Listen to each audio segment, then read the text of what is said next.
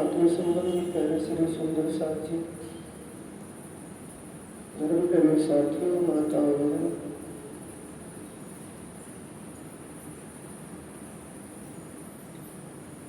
वार्षिक महोत्सव आप सब सुंदर साथ उपस्थित हुए हैं जो अपनी आत्म जागरण शिविर है उसमें वाणी का रसपान कर रही है। ये वाणी साक्षात अक्षराती आत्म का ही स्वरूप है। उस अक्षराती पारब्रह्म परमात्मा के आवेश के द्वारा अवतरित हुई वाणी ही मार्ग निर्देश कर रही है।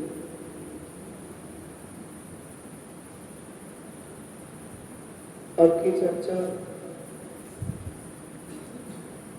चिरंतन ग्रंथ प्रकरण 79 से है।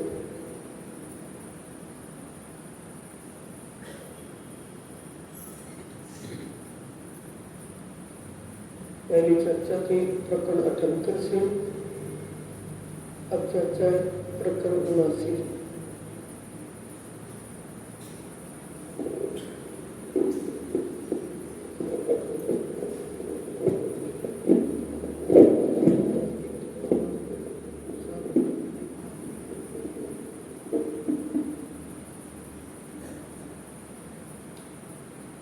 श्री महानत कहे लिया मान के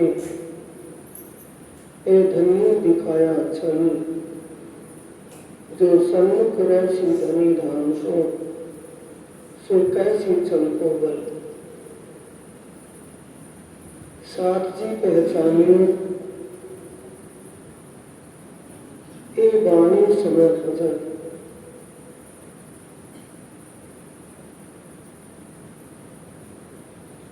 फजल का मतलब है प्रभात,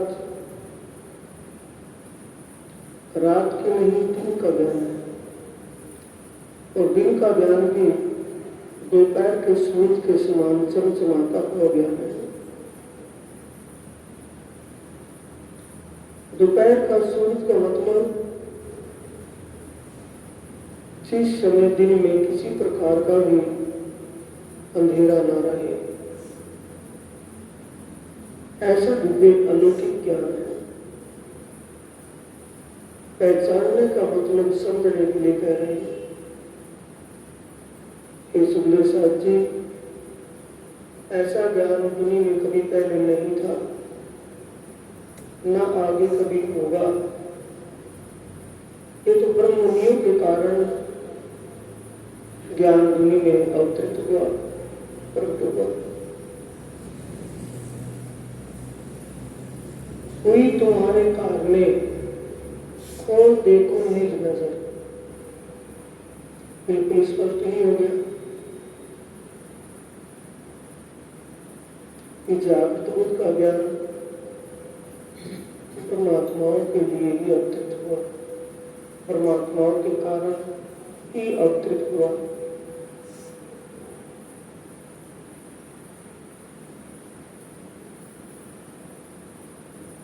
जो भी इस वाणी पर अमल कर लेगा, वाणी को समझ लेगा और समझ करके अमल कर लेगा,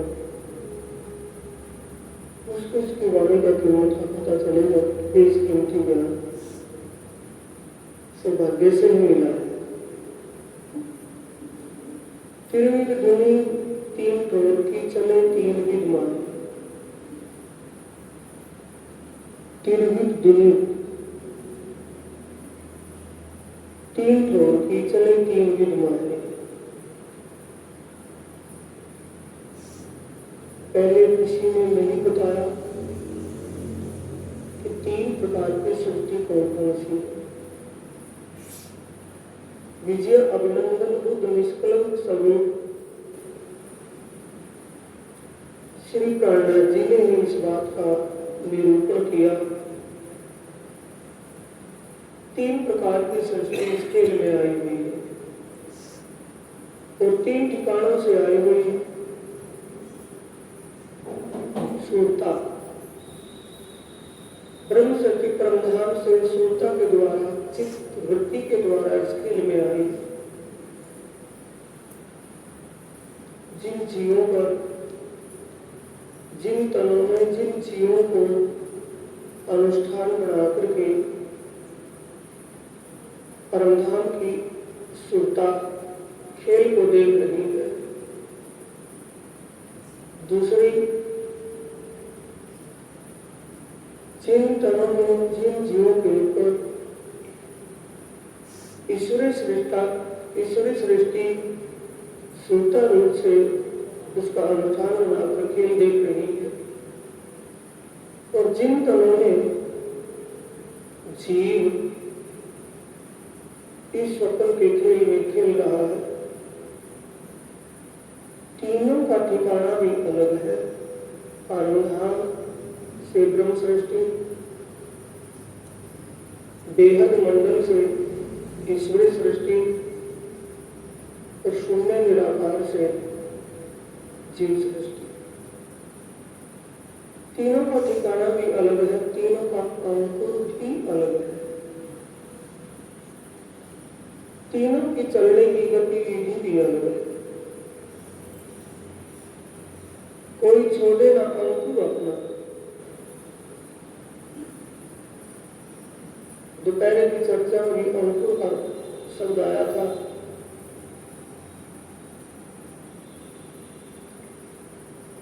जब कोई बीज बोया जाए उसमें अंकुर अंकुरित होता है, और वो अंकुर पौधे का रूप धारण कर लेता है। फिर बीज दिखाई नहीं देता। बीज कब तक है? जब तक अंकुरित ना हो जाए। अंकुरित होने के बाद बीज का रूप नहीं रहता, पौधे का रूप दिखाई देता है। बीज कहाँ चला गया? पौधे में। पौधा कहाँ था? बीज में। उसके गुणों से पता चलता है, उसके लक्षण दिखाई देते हैं कि ये उस चीज का पौधा है। जैसा बीज होगा वैसा ही अंकुर होगा, जैसा अंकुर होगा वैसा ही पौधा होगा। इसलिए प्रहलाद जी ने कहा है, कोई छोड़े ना अंकुर अपना। अंकुर का मतलब उसकी गुण होता है, उसके अंदर वैसी ही रहेगी, छुप नहीं सकती, क्योंकि वो मूल से ही अलग अलग है। कोई करनी कैसी का है, अंकुर के मुताबिक ही उसकी करनी होगी। सूता तीनों ठोर की इत आई देहे धन, मानव तन धारण करके इस खेल में आई हुई है। एतीन रोशन नासुत में किया बेवरा इमाम आखिर। इससे पहले कुछ नहीं। ये इमाम का मतलब विजय अभिनंदन बुद्ध निष्कलंक स्वरूप श्री प्राणनाथ जी ने इस बात का निरूपण किया। ये बात स्पष्ट करके बताई है कि संसार में मानव तन धारण करके तीन धर्मों से तीन प्रकार की सुविधाएं कायम हुई है। इन विध जाहिर कर लिखा शास्त्रों के दरमियान तीन सृष्टि आई जुदी जुदी पहुंचे अपने ठोर निदान।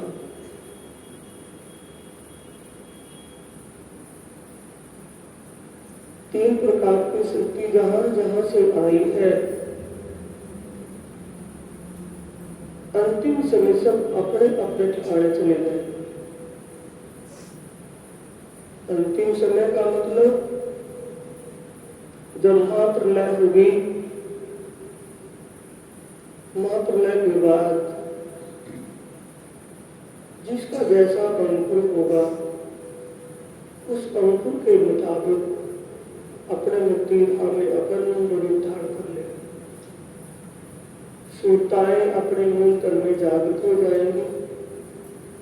जीव बहिस्तों में अखंड मुक्ति को प्राप्त हो जाएगा। त्रिगुण से पैदा हुई, अब ये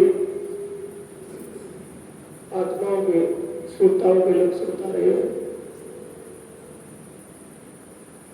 त्रिगुण से पैदा हुई एक जो सकल जहान, सकल जहान का मतलब ये सारा संसार,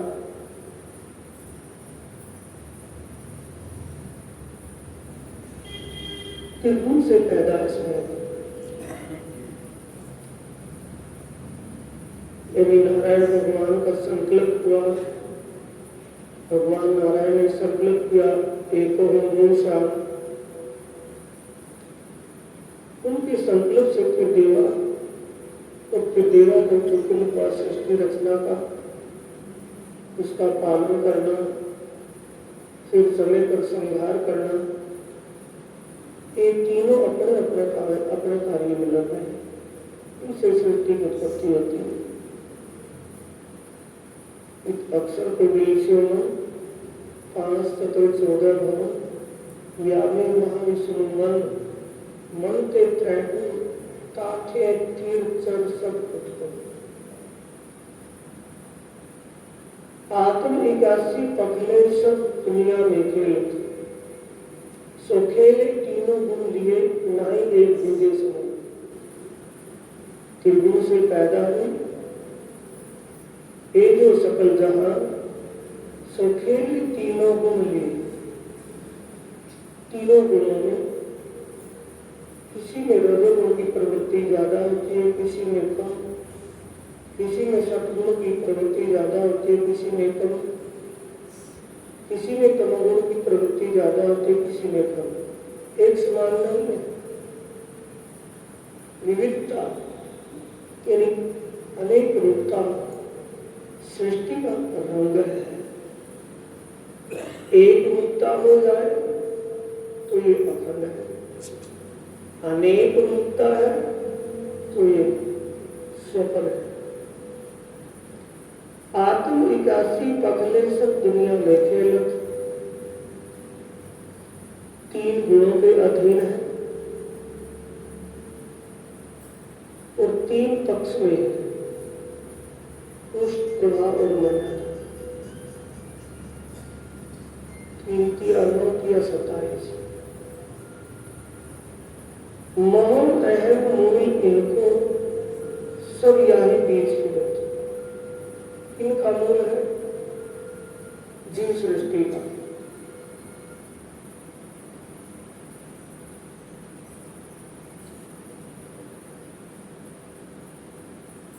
मोह अहम मूल इनको, मोह किसे हुआ? सबसे पहले भागवत के 40 प्रश्नों में है ना, मोह क्या है? उसका जवाब लिखा है इच्छा ही मोह है।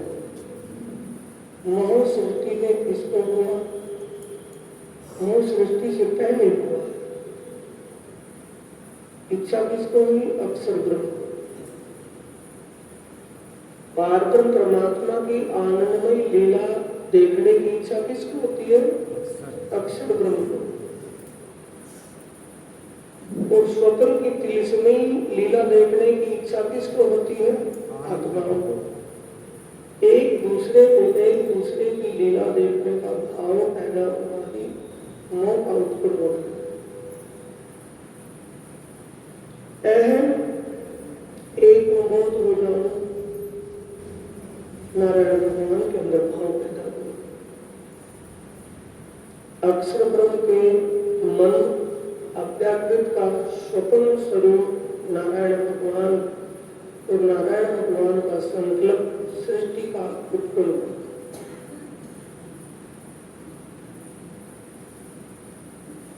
मोहन अहम गुण की इंद्रियां करे है पशु भगवान। एक जीव सृष्टि के लिए लक्ष्य लिखे हैं कि पशु तुल्य करना, खाना, सोना,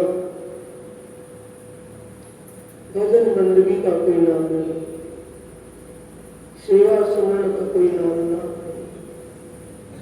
इस सृष्टि के लिए कहा है मोह अहम गुण की इंद्रियां। इस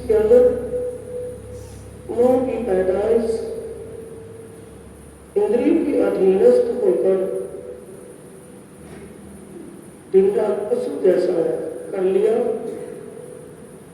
भूख लगी खा लिया, हरात हुई विश्राम कर लिया। फिर ये अवस्था तीन हुई। तीन अवस्था का मतलब जागृत अवस्था में भी वही विचार और सुषुप्त अवस्था में जो स्वप्न होता है तो स्वप्न में भी स्वप्न उसी का दिखाई देता है।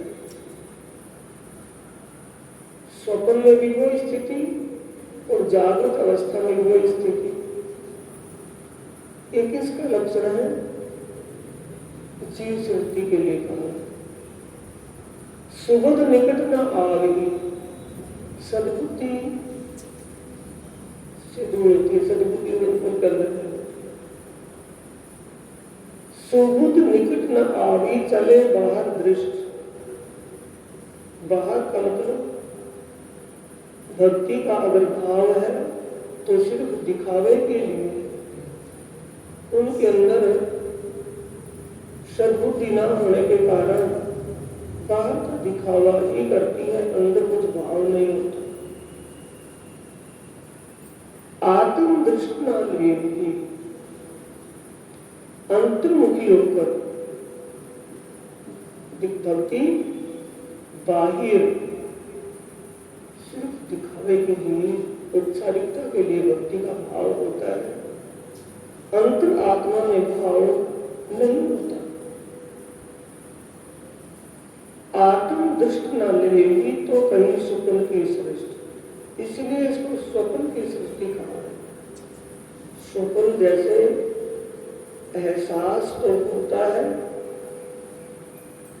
लेकिन वास्तविक नहीं होता। स्वप्न में जो कुछ भी दृष्टिगोचर होता है उसका सिर्फ एहसास ही होता है, वास्तविकता नहीं होती है। जागृत तरफ दुनिया की सोवत सुपना में देखत सुपना नींद में ऐ तीनों अवस्था जीव के लिए कहा है कि जागृत जब जागृत अवस्था में है तब भी इस हाय तोबा में, नींद की अवस्था में सुपना जब बढ़ता है तब भी हाय तोबा में, नींद से जागृत होते ही जहां लीला समाप्त हुई थी सोते समय वहीं से फिर शुरू हो गई। ये किसके लिए है? जीव के लिए। ये किसके लक्षण बताए हैं? जीव के। और सृष्टि जो ईश्वरी दूसरा नंबर आता है, और सृष्टि जो ईश्वरी कहीं जागृत सृष्टि आत्म, ईश्वरी सृष्टि को जागृत कहा है। क्यों? इनके लक्षण सुबुध अंग करनी शुद्ध, बुद्धि सद्बुद्धि होती है और अंतस्करण बिल्कुल स्वच्छ होता है। किसी प्रकार का भी अंतर मन में कोई भ्रम या संशय नहीं होता, स्पष्ट होता है। सुबुध अंग करने शुद्ध चले प्रमाण हुक्म। चलने का मतलब है उनकी करनी कैसी है? धर्म ग्रंथों के अनुसार।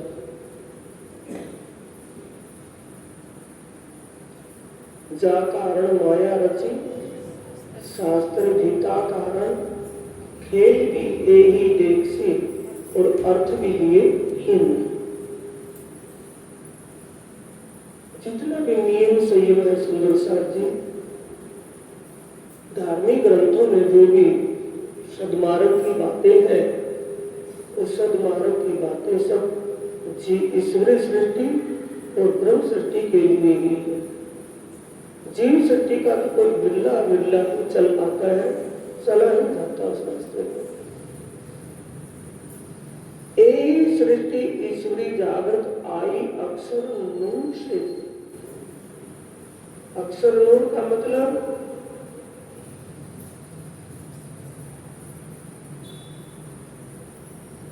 अक्षर ब्रह्म और महालक्ष्मी का रैन बसेरा कहाँ है? और दिव्य परम धाम के अंदर लीला कहाँ पर है? योग माया के अंदर। तो ये योग माया से उत्पन्न हुई है, सत स्वरूप ब्रह्म धाम से ईश्वरी सृष्टि का अवतरण हुआ है। यही सृष्टि ईश्वरी जागृत आई अक्षर नूर से, अक्षरधाम से कहा है। अक्षरधाम का मतलब है अखंड योग माया से। मेहर ले वह दूर की रहे पूरी अवस्था है। प्रीतम पार्वन परमात्मा की कृपा से हर पल इनकी दृष्टि परमात्मा के चरणों से जुड़ी रहती है। ईश्वरी सृष्टि मेहर ले महबूब की रहे पूरी अवस्था।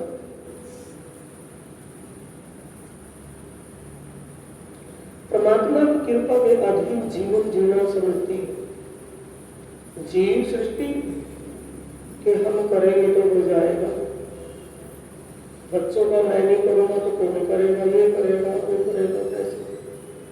ईश्वरी सृष्टि किस पर आधारित होती है? अपनी आत्मा के सच्चे मालिक। हम तो हाथ हुक्म के अक्के हाथ हुक्म, इत हमारा क्या चले, जो जानो क्यों करो। ये लक्षण किसके हैं? ईश्वरी सृष्टि के, परमात्मा पर आधारित रहे। ब्रह्म सृष्टि आई अर्श से, परमात्मा आई अर्श की एक कंकड़ी उड़ावे छोड़कर चलो, और ये परम धाम से आई विचित्र लीला है।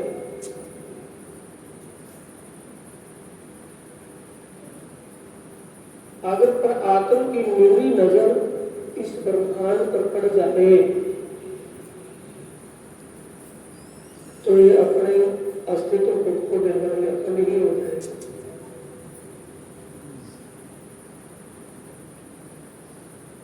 आत्माओं का संबंध परमात्मा के हृदय से है,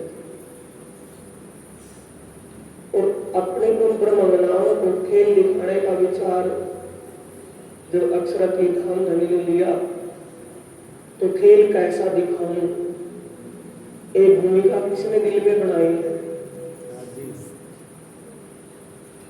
अपनी परमात्माओं को कैसा खेल दिखाऊं, वो कैसा खेल किसके दिल में रचना हुई उसकी? सुंदर साथ जी, जब हम अपने जरूरत के लिए कोई मकान का निर्माण करवाना चाहें तो जरूरत में मकान में क्या क्या जरूरत पड़ेगी, क्या क्या निर्माण कार्य करना है। कारीगर के बनाने से पहले उसकी भूमिका अपने दिल में होगी या कारीगर के? अपने दिल में होगी। मुझे यहाँ रसोई की जरूरत है, किचन चाहिए मुझे, या बाथरूम चाहिए मुझे, ड्राइंग रूम चाहिए मुझे, बेडरूम चाहिए, तो ये अपने अंदर लेगा या किसके अंदर? और जो खेल की रचना, खेल की रचना धाम धनी ने अपने दिल में करी, तो उस दिल रूपी पर्दे पर खेल दिखा रहे हैं। सुनताओं इन जो धाम की पर आत्म है, पर आत्म की नजर परमात्मा की नजरों से जुड़ी हुई है। दोनों आमने सामने बैठे, दोनों की नजर एक दूसरे की नजरों से जुड़ी हुई है, लेकिन वह नजरों में क्या दिख रहा है? ये स्वप्न का खेल। धाम धनी ने बड़ी विचित्र कारागरी से खेल को दिखाया है कि डायरेक्ट सीधा ध्यान भी वहां ना पड़े और खेल भी देखे। बैठी वहां है और सुनता खेल में इतनी निमग्न है कि उस खेल में कर्तापन अपना आप ले। जीव भी निर्दोष है, लेकिन कर्तापन ले लेने के बाद वो दोषी हो जाता है। ब्रह्म शक्ति आई अरस्य जीत इंद्री शुद्ध अंग। हृदय पाक पवित्र शुद्ध होता है, यानी किसी प्रकार का संकोच संकुचित विचार नहीं होता दिल में। ब्रह्म सृष्टि आई अरस से, कहां से? परम धाम से, सुरता रूप से। जीत इंद्रिय शुद्ध अंग, इंद्रियों को जीतने का मतलब मन पर अधिकार। ब्रह्मात्माओं का मन उनके अधीन रहता है। परमात्मा मन के अधीन नहीं, मन परमात्मा के अधीन रहता है। ये परमात्मा के लक्षण। ब्रह्म शक्ति आई अरस से, जीत इंद्रिय शुद्ध अंग, छोड़ माहे बाहेर दृष्ट अंतर, पर आत्म धनी से। छोड़ माहे बाहेर दृष्ट, बाहर की दृष्टि दिखावा नहीं, अंदर से किसी को बोध नहीं, लेकिन सुरता हर पल अपने प्रेम में लगी रहती है। किसी को एहसास भी नहीं होता कि इसका ध्यान, उसकी सुरता, इसके चित्त में क्या चल रहा है। ये मार्ग स्थिति की बंदगी है, रूहानी और छिपी बंदगी। मार्फत सागर के प्रकरण 4 में निमाज कही 6 विध की, निमाज का जो जिक्र आया ना, बंदगी का, भक्ति का, 6 प्रकार की भक्ति का वहां पर आया है कि इनकी रूहानी और छिपी बंदगी है, जो अंतर आत्मा से होती है, जिसको कोई समझ नहीं पाता। या तो वो प्रीतम जानता है या वो शून्य जानती है। छोड़ माहे बाहर दृष्ट अंतर, पर आत्म धनी सब। उनकी सुरता किससे जुड़ी रहती है? अपने प्रीतम कार्यक्रम से। जैसी जो आत्माएं आई हैं, उनके लिए उनके सुख भी वैसे ही है। एक सुख नेचल धाम को, एक परमधाम के आनंद में, आनंद का अनुभव करती है, आनंद में सराबोर रहती है, और सुख अखंड अक्षर। दूसरी जो ईश्वरीय सृष्टि है, उसको अक्षरधाम अखंड योग माया का सुख प्राप्त होता है। तीसरो वैकुंठ शुक्लो ऐतिदा सृष्टि योग।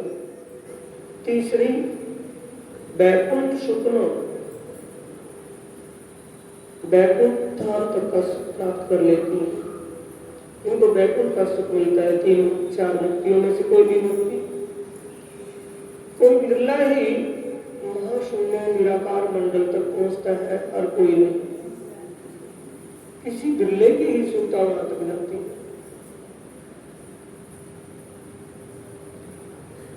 कृपा है कई विध की है, जो तीनों सृष्टि ऊपर।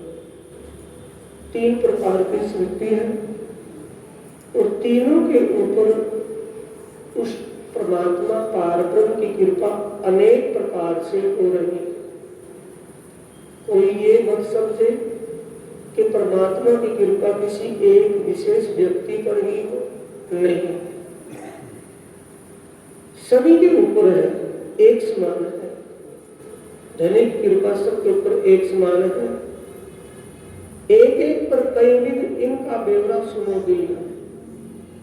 धामधनी कह रहे हैं, अब मैं ये बताता हूं। महामती श्री प्राणनाथ जी, विजय अभिनंदन को निष्कलम श्री प्राणनाथ जी कह रहे हैं कि अब मैं इनका अलग अलग स्पष्टीकरण करके बताऊंगा, आप ध्यान से समझना। कृपा करनी माफक, दोपहर की चर्चा में दिए चुकाई आई थी, स्पष्ट शुद्ध नहीं थी। कृपा करनी माफक, कृपा जैसी करनी वैसी कृपा, कृपा माफक करनी, और जैसी कृपा वैसी ही करनी। ये दो माफक अंकुर के कई कृपा जात न गई। फिर वही आ गया, कृपा तो अनेक प्रकार से हो रही है, जिसका कोई वर्णन भी नहीं हो सकता, लेकिन दो मापक किसके हैं? अंकुर के। अंकुर का मतलब जो परमात्माएं हैं उनका अंकुर कहां से है? परमधाम से।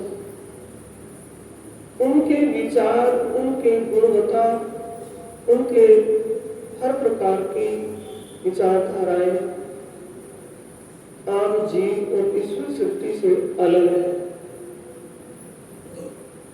धाम अंकुर एक विद का कई विद कृपा के ये आकर के स्पष्टीकरण होता है। धाम अंकुर एक विद का, जो परमधाम से आत्माएं शून्यता के द्वारा, चित्तवृत्ति के द्वारा इस खेल में आई हुई है, उन सब का अंकुर तो एक ही समान है। शून्यता एक ही समान है। कई विध कृपा के लिए, कई विध कृपा के लिए इस खेल में अनेक प्रकार की कृपा उनके ऊपर हो रही है। ए माँ कृपा करनी भई, करने खुशहाल खेली। ए माँ कृपा करनी भई, ए माँ कृपा करनी भई।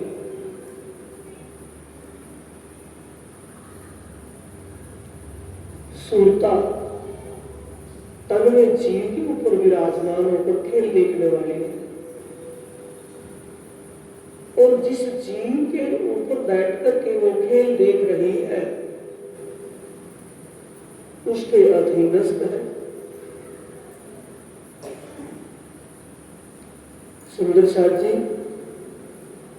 इस प्रश्न को थोड़ा समझने का प्रयास करें। किसके अधीनस्थ है? जिस तन में जिस जीव के ऊपर बैठकर खेल को देख रही है, जिस जीव का अनुष्ठान करके खेल को देख रही है, किसके अधीनस्थ है? जीव के अधीनस्थ है। कैसे है? जैसे सपने में, नींद में सोते हुए हमें प्यास लगी हुई हो और सपने में पानी ढूंढ रहे हो, पानी ही नहीं मिल रहा हो। सोते हुए सपने में किसी से भयभीत होकर के हम अपने आप को छुपाना चाहते हो, छुप नहीं पा रहे हो, तो किस तन के अधीनस्थ है? सपने के तन के या असली तन के? स्वप्न के तन के अधीनस्थ है। ऐसे ही आत्मा अधीनस्थ किसके है? जीव। और जीव किसके अधीन है? अपने मन और अपने संस्कारों के अधीन है। सुनता तो एक ही समान है,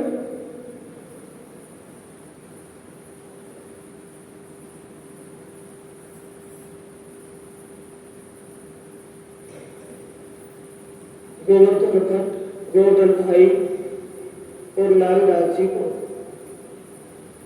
ध्यान दें। गोवर्धन भाई और लालदास जी को जब धाम धनी श्री प्राणनाथ जी ने मंदिर में मुल्ला के पास भेजा, मस्जिद में मुल्ला से बातें हुई, तो दोनों के विचारों में अंतर था या नहीं था? अंतर था नहीं था? और आत्मा दोनों के अंदर परमधाम की आत्मा है, तो जीव के संस्कारों के अधीन होता है। इसलिए आत्मा विवश है, सुरता विवश है। धनी जैसा चाहे वैसा आया है ना, करने खुशहाली के खेली। इस खेल का सुख देने के लिए धनी ने ही ऐसी कृपा की हुई है कि उस सुरता का जीव, उस सुरता का अनुष्ठान ऐसे ही जीव जिसके संस्कार पिछले संस्कार जैसे हैं, उन संस्कारों के अधीनस्थ वो जीव है और जीव के अधीन सुरता है। जैसे महाराजा छत्रसाल जी के तन में परमधाम की आत्मा था,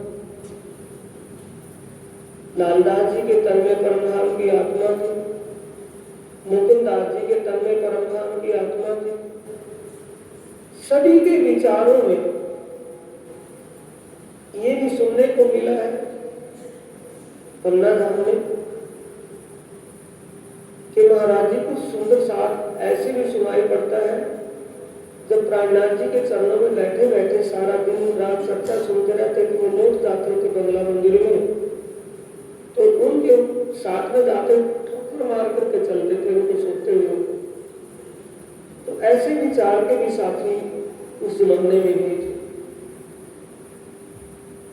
एक माँ पर कृपा करने भरी करने खुशहाली के खेल में रंग यानी खेल का रंग बनाने के लिए विचार कितने हो गए विविध और सुरता एक समान, विचार अनेक समान। अनेक क्यों है? क्योंकि उनके अंदर जो जीव है उसके संस्कार के अनुसार ही, उसके संस्कारों के अनुसार ही उस सुरता से चला जा रहा है। चलने में बाधा क्या है? उसका जीव। ईश्वरी सृष्टि कहीं अंकुरी, आत्मा को तो इसमें कोई दोष नहीं है। सुरता का मजाक बनाने के लिए, आत्मा के ऊपर हंसी करने के लिए धाम धनी ने उसका जीव ही ऐसा अंकुर का उसको दिया है जिससे उस पर एक बहुत बड़ी हंसी मजाक है कि सब कुछ जान बूझ करके भी उस रास्ते को पकड़ ना पाए या चल नहीं पाए, इसलिए धाम धनी की ही कृपा है। ईश्वरी सृष्टि कही अंकुरी, ईश्वरी सृष्टि का भी अंकुर अखंड धाम से है। अंकुरी कही का मतलब इनकी सुरता अखंड धाम से आई है। औरों अंकुर दिए कई, औरों का मतलब जीव को भी अंकुरित कर लिया। जिस तन में जिस जीव पर जिस धाम की आत्मा है, चाहे वो अखंड योग माया से है ईश्वरी सृष्टि या परमधाम से है ब्रह्म सृष्टि की सुरता, जिस जीव के ऊपर विराजमान हुई उसके अंदर भी अंकुर वैसा ही कर दिया। जिन कदे जीवे संख्यो ताको मेलो न कौन भंग, रंगे न मानो वासना, वासना तो सत को अंग।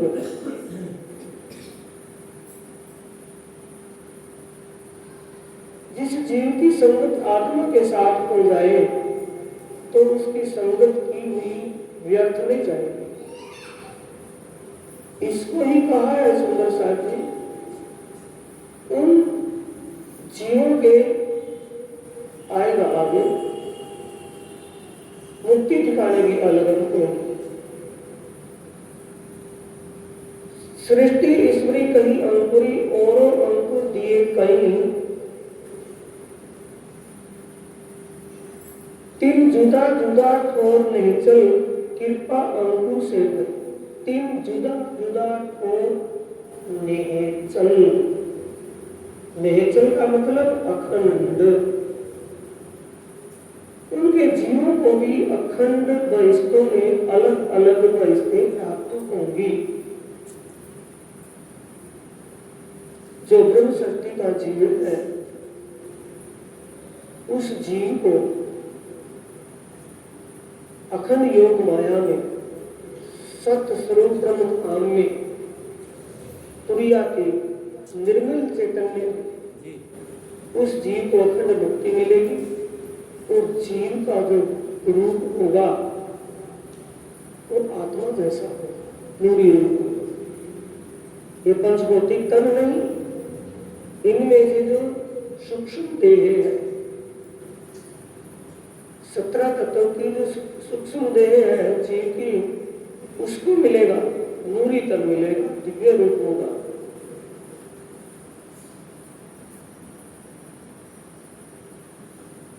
भीष्ट होशी 8 विधि की आई गया बच्चे एक भी तो मुक्ति ठिकाना बन सके था। 8 विध का क्यों किया? भीष्ट होशी 8 विध की और 8 विध का अंकुर। पहली बहिष्ठ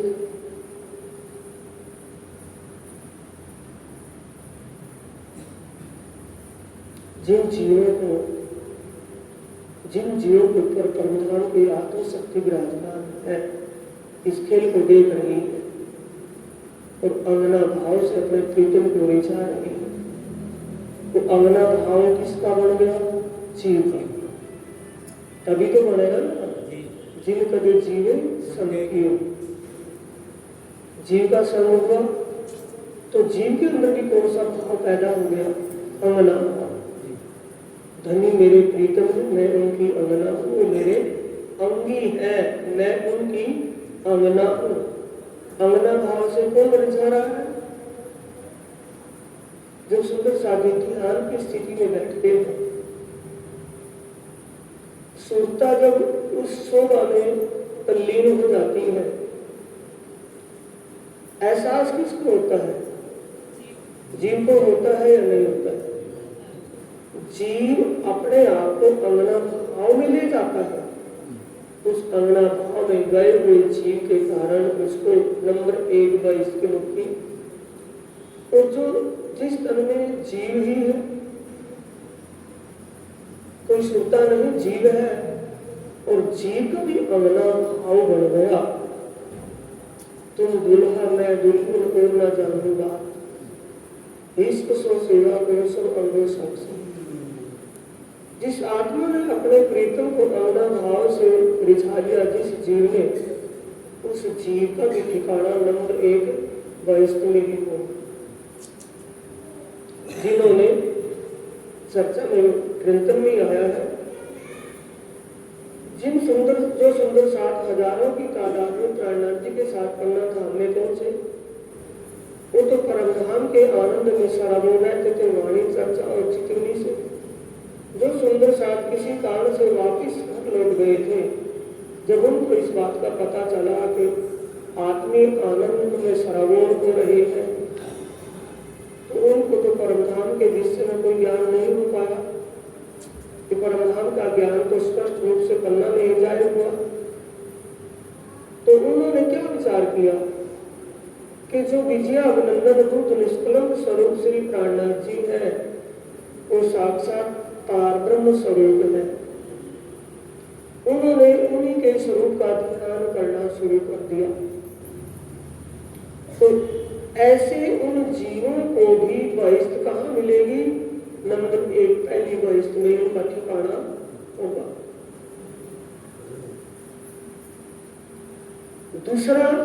दूसरी बहिष्ठ किनकी होगी? ईश्वरी सृष्टि के जीवों की।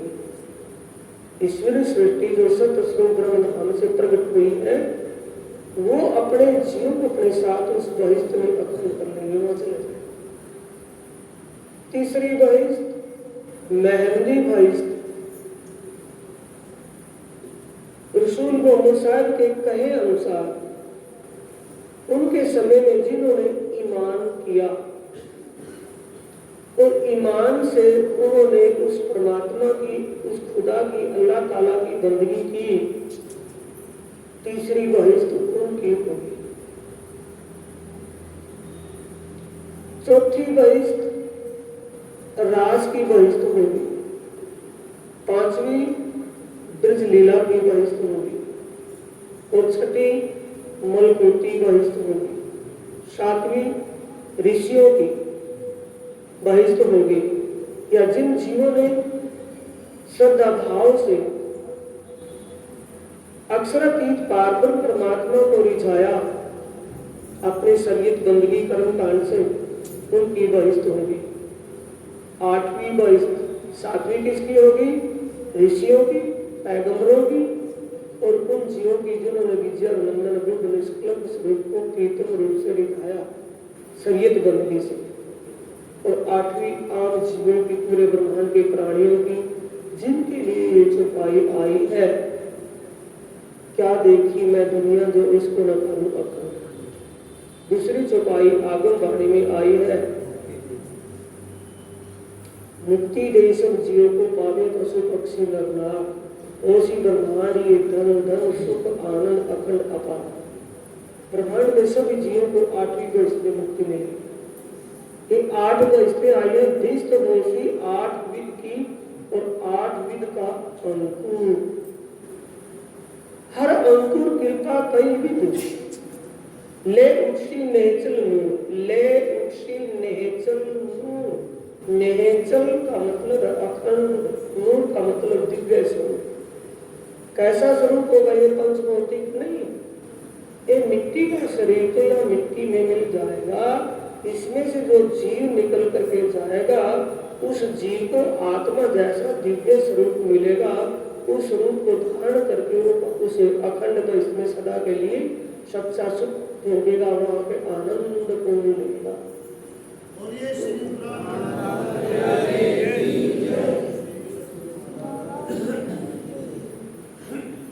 हर अंकुर कृपा कैवित ले उसी नेचल नूर, करनी दिखाई अंकुर की हुई तीनों की तफावत। तीनों में फर्क करनी दिखाई किसने?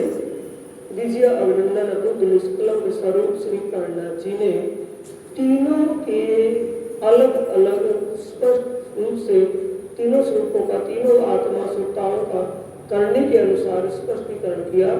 करनी दिखाई अंकुर की,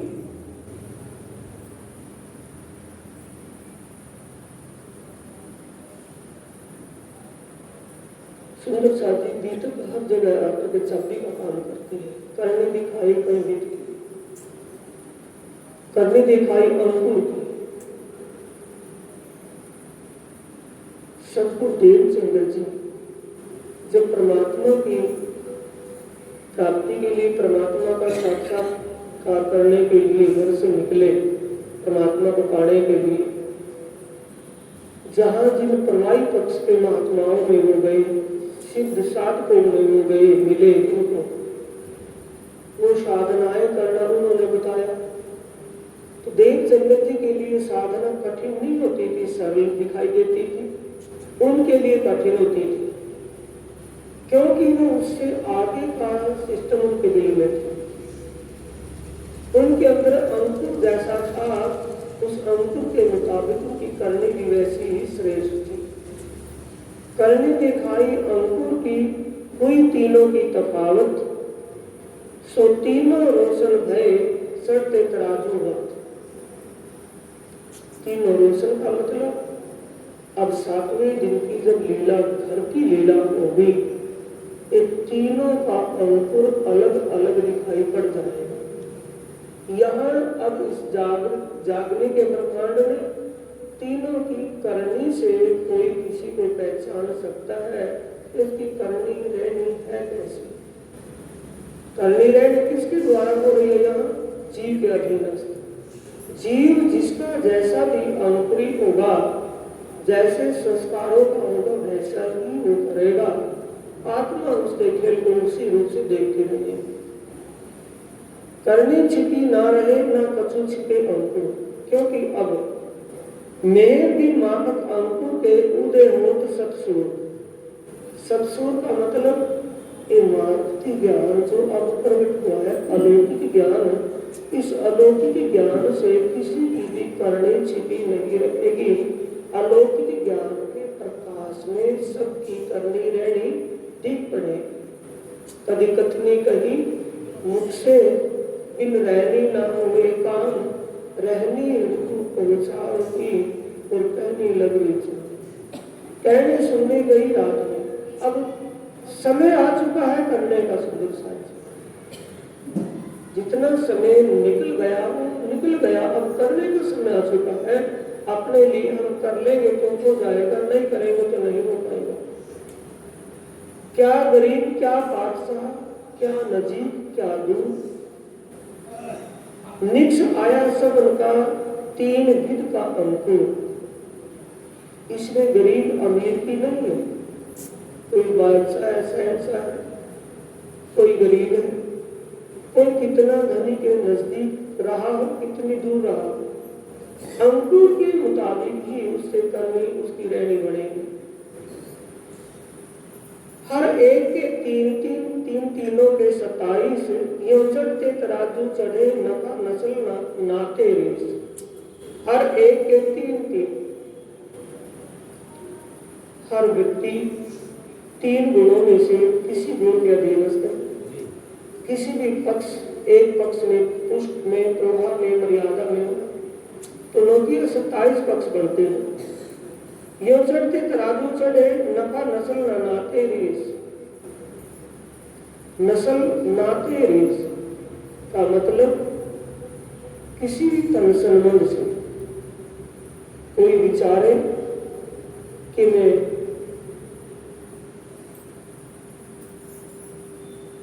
फला महाराज के संबंध से हूं, वो महाराज की आत्म सुखता जीव अपने संस्कारों के अनुसार है और वो संबंध भी तन संबंध यानी किसी प्रकार का संबंध काम नहीं आएगा, अपनी करने की काम आएगी।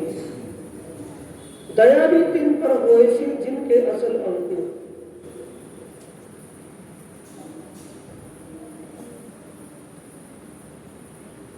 दया भी तिन पर होए जिनके असल अंकुर। असल अंकुर का मतलब जिसकी सुरता अखंड धाम की होगी उनके ऊपर वैसे ही कृपा होगी। अव्वल मध्य और आखिर सन्मुख सदा अजूर। तीनों दोनों ईश्वरी सृष्टि और जीव सृष्टि ब्रिज में भी धनी के साथ थी, रास की लीला में भी धनी के साथ थी और जागने के इस ब्रह्मांड में भी वो धनी के साथ है या धनी उनके साथ है। एछल जिनी कर्म करवा ही सुनता जा रहा है। सुंदर साथ ध्यान करना, कभी भी वाणी का मंत्र या वाणी पढ़ने का आप सोच रखेंगे तो पहले पूरे ही प्रकरण को अच्छे से पढ़े, ध्यान से आराम से पढ़ करके देखें, उसका खुल जाएगी। अगर एक एक चौपाई के एक एक चरण को पकड़ेंगे तो समझ में नहीं आएगा। जंजीरा मुसाफी मोतियों में पिरोइए जब जिनसे जिनस मिलाइए मगज मायने पाइए तब ये खुल रही अपने आप। छल जिनी कर्म करावी। इस स्वप्न की भूमिका इस दुनिया का असर क्या है? मायावी असर है क्या? तिलस्म का असर क्या है? कर्म इसके अधीनस्थ होता है। इच्छल जिनी कर्म करावी, जैसी इच्छल की जमीन वैसा ही कर्म इसमें होता है। आपको बुरा ना चाहे कोई, अपना बुरा कोई नहीं चाहता, लेकिन करनी अंकुर के बस आ जाती है। तो भी मेहर न छोड़े महबूब। क्यों छोड़े? पता उसको है। अरमाउंड हाथ में किसके है? उस धनी के हाथ में। कठपुतली बना करके किसको नचा रहे हैं? अपनी अंगनाओं को, सुल्तानों को। उनको पता है कि मैंने इनको जीव ऐसा संस्कारी दिया है, ये अपने बल चल ही नहीं पाएंगे। किसके अधीनस्थ रहना होगा? जीव के संस्कारों के अनुसार। तो भी मेहर न छोड़े महबूब, पर करनी छल बस हो।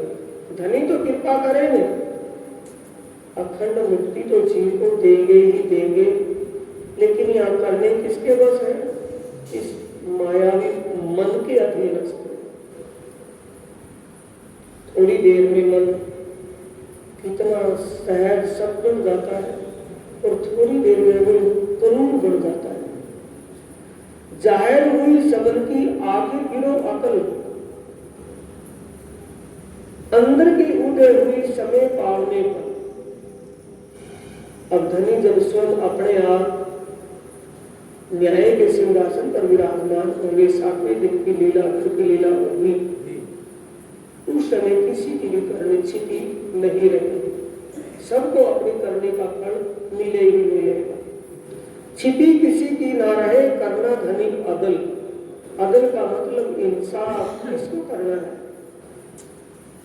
वो अक्षरातीत को करना, किसी इंसान को नहीं, धर्मराज को नहीं। आप ये समझे सुंदर साथी कि हमारा खाता लेखा जोखा धर्मराज के दरबार में नहीं रहा, अब किसके दरबार में चला गया? धाम धनी अक्षरातीत सिद्धार्थ जी के दरबार।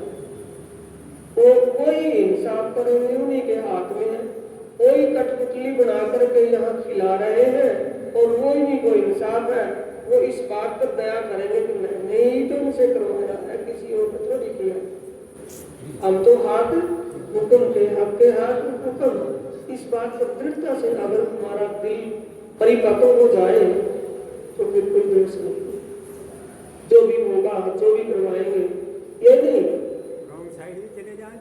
अच्छा अच्छा अच्छा अच्छा तो हमने किया या मैंने किया, और कोई बुरा हो गया ये राज्य की कृपा से हुआ। अच्छे अच्छे के तो मालिक हम और बुरे के मालिक राज्य, ऐसा नहीं है।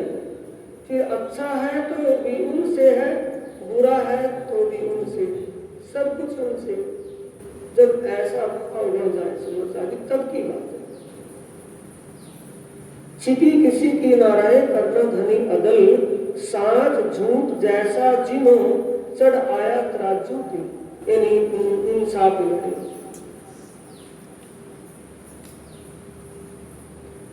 वतन के अंकुर बिना इत दुनी करे कैवल, मुक्त सुख इत होए सी पर पावे न धाम नेहे चल। सुंदर साथ जी नेचर योग माया अखंड है, मिटने वाली अखंड है, नेचर था। मुक्त सुख इत होए सी, मुक्ति का सुख तो यहाँ हो सकता है। ये किसके लिए लिखा है? वतन के अंकुर बिना, अखंड धाम का अंकुर न होने से, इत दुनी करे कैवल, दुनिया में एक से एक सिद्ध साधक हुए, ऐसे ऐसे संत हुए, ऐसे ऐसे साधक हुए जिन्होंने अपना पूरा जीवन परमात्मा के लिए लगा दिया। उनको क्या मिलेगा? भगवान विष्णु से आगे नहीं जा सकते, उनको बैकुंठ से आगे का कोई रास्ता नहीं। तो मुक्ति तो उनको मिलेगी, सालोक्य सारूप्य, सालोक्य सारूप्य, सामीप्य सायुज्य, कोई सी मुक्ति तो एक मिलेगी। पर का मतलब परंतु, लेकिन पावे न धाम नेचल, लेकिन किंतु उनको अखंड धाम की मुक्ति नहीं मिलेगी। कई आए अनुभव लेके सो पीछे दिए पटकाए, अपने साधना के बल से बड़े बड़े अनुभवी हुए, लेकिन उनको ये ज्ञान नहीं मिल पाया। सुंदर साथ जी, फिर मैं कह रहा हूँ, आपका सौभाग्य है, आपको ये ब्रह्म ज्ञान मिल गया, ये दिव्य वाणी मिल गई, ये आपका सौभाग्य समझो। बड़े बड़े अनुभवी, बड़े बड़े तपस्वी, बड़े बड़े साधना करके रह गए, लेकिन उनको मुक्ति, अखंड मुक्ति कैसे मिलेगी, इसी बात का पता नहीं चला। उनको अखंड मुक्ति नहीं मिली। और आप शायद में कहते हैं कि निराकार के पार और तीन पार के भी पार। सुंदर साथ जी, ये धनी की असीम कृपा समझे। धनी दया अंकुर बिना किन सत सुख लियो न जाए। बड़े अनुभवी हुए, बड़े बड़े मनीषी ज्ञानी हुए, लेकिन अखंड सुख उनको नहीं मिल पाए। कभी 100 वर्ष रहो साथ में, 100 वर्ष का मतलब कितना भी पुराना सुंदर साथ है।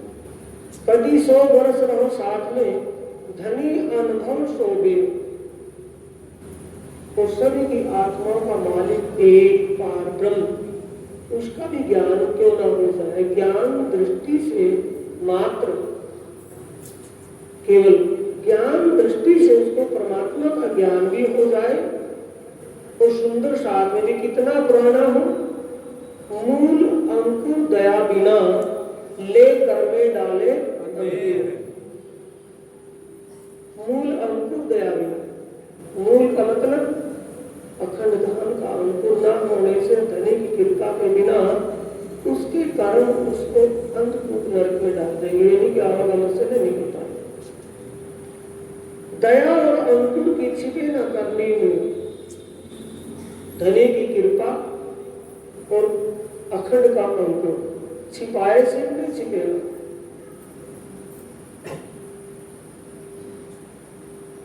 जैसे कोई भी सुंदर शादी, जैसे कपूर है, हींग है, कोई भी ऐसी वस्तु है, तो जेब में डाल करके बैठा हो, जेब में उसका आकार तो छिपा रहेगा, लेकिन उसकी विशेषता तो जाहिर हो जाएगी ना।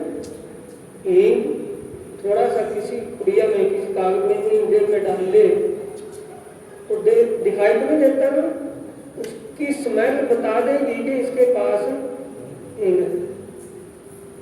दया और अंकुर की ये बात इसकी है कि धनी की कृपा, किसके प्रति धनी की कृपा। सुंदर साथ जी हम बोलते हैं लेकिन उस बात पर गौर नहीं करते। मेहर सिंहासन बैठक और मेहर चौर से छत, शोभत सेना मेहर की, दिल चाहे मेहर बाजन को, बोली बुलावे मेहर की और मेहरे का चलन। ये सब किसके अधीन है? कृपा के अधीन। अगर किसी की कोई प्रशंसा करने लगे या किसी का गुण अनुवाद करने लगे, किसी के महिमा का बखान करने लगे, किसी का सम्मान होने लगे, वो सम्मान उस तन का नहीं, धनी की कृपा का हो रहा, क्योंकि उनकी कृपा वहां झलक रही है जिससे दूसरा उसको सम्मान दे रहा है। वैसे कोई सम्मान नहीं मिलता, उनकी कृपा को ही मिलता है। धनी की कृपा जिसके ऊपर हो जाए फिर उसका सम्मान लोग करते ही। ये बात कहाँ से हुई? जब धारावाही प्राणनाथ जी को मिलते हैं नलिया में और अपनी सारी बीतक उनको बताते हैं कि ऐसा ऐसा हुआ, और ऐसे में बिहारी जी नाराज हो गए थे। तब कहते हो कि नाराजगी अपने हिसाब की है भाई, किसी के ऊपर धनी की कृपा हो जाए तो सुंदर साथ उसका सम्मान तो करेंगे करें। तो सम्मान किसको होता है? धनी की कृपा। दया और अंकुर की छिपे न करनी नूर, मन वाचा कर्म बांध के, दूजा ऐसा कर न सके जपूर। दूजा का मतलब अखंड धाम की आत्मा, मन, वाणी और अपने कर्म को अपने अधीनस्थ करके उस रास्ते पर समर्पण भाव से चलती है, दूसरा कोई चल नहीं पाता। मन वाचा कर्म बांध के, दूजा ऐसा कर न सके जपूर। श्री महामत कहे तीन वास्ते है, तीनों है शामिल। प्राणनाथ जी कह रहे हैं इस दुनिया में तीन धामों से आई आत्माएं, संसार में क्या कहेंगे? आत्माएं कहेंगे ना, संसार के लोग जीव को भी आत्मा ही बोलते हैं। तो प्राणनाथ जी इसी विषय समझा रहे हैं। श्री महामत कहे तीन वास्ते है, तीनों है शामिल। तीनों प्रकार की आत्मा, तीन प्रकार की सुरता इस खेल में हिल मिलकर के इस खेल में रह रही है। करनी कृपा अंकुर वाके छिपेला कमल।